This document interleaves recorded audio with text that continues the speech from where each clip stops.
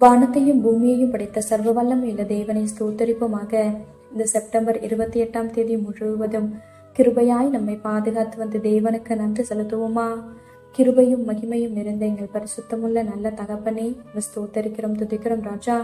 இந்த இரவு நேரத்திலும் உம்மை நோக்கி பார்க்கக்கூடிய கிருபை கொடுத்ததற்காக நன்றி தகப்பனே.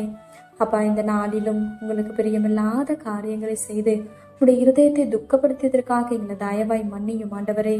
உமக்கு பிரியமான பிள்ளையை வாழ உதவி செய்யுங்கப்பா.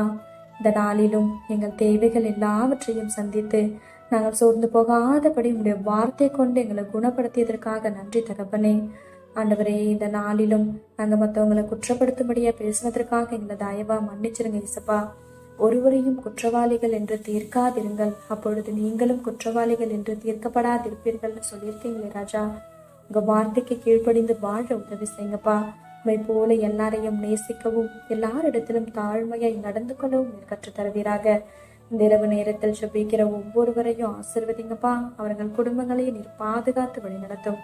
எங்கள் ஆவி, ஆத்துமா, சரீரம் முழுவதையும் உடைய கருத்திலே கொடுக்கிறோம். நீர் பொறுப்படுத்தி நீர் வழி நடத்தும். இயேசு கிறிஸ்துவின் இனிய நாமத்தில் ஜெபிக்கிறோம் எங்கள் ஜீவனுள்ள நல்ல பிதாவே, ஆமென்.